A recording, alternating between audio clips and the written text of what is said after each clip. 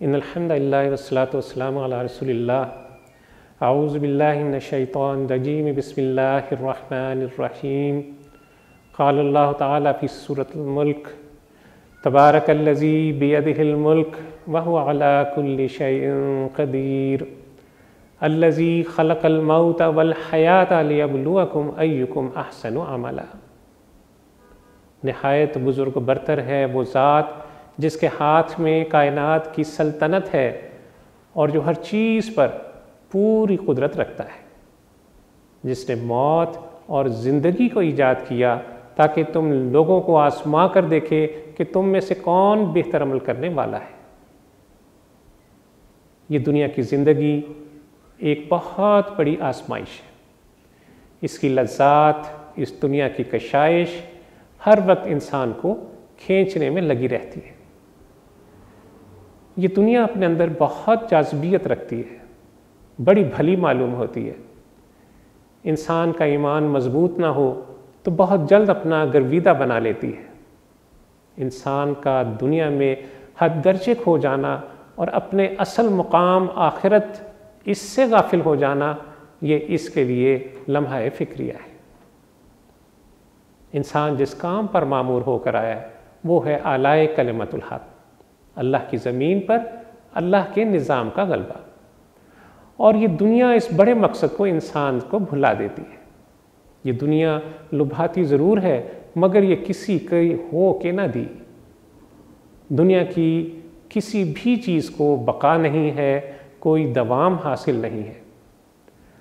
ابو ہریرہ رضی اللہ تعالیٰ عنہ بیان کرتے ہیں کہ ایک دن رسول اللہ صلی اللہ علیہ وسلم نے مجھے شانے سے پکڑا اور فرمایا، اے ابو ہریرہ، آ میں تجھے دکھاؤں کہ دنیا و ما فیہا کیا ہے۔ میں نے کہا بہت بہتر یا رسول اللہ صلی اللہ علیہ وسلم۔ کہتے ہیں کہ رسول اللہ صلی اللہ علیہ وسلم نے میرا ہاتھ پکڑا اور مجھے مدینہ مطہرہ سے باہر لے چلے۔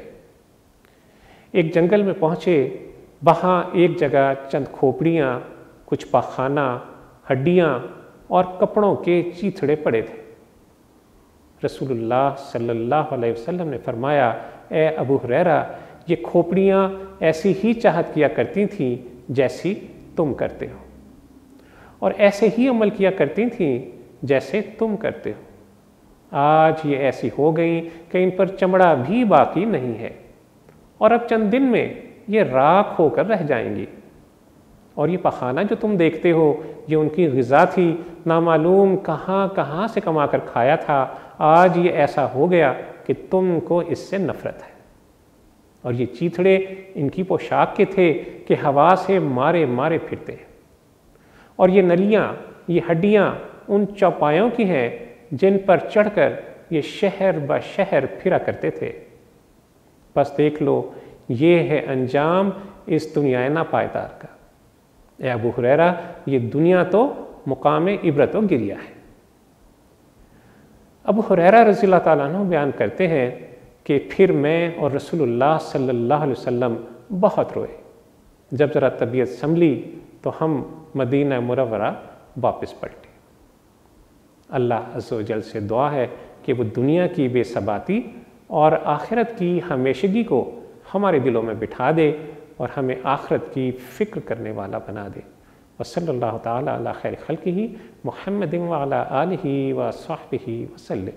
اللہم صلی علی سیدنا محمد وعلی آلہ وصحبہ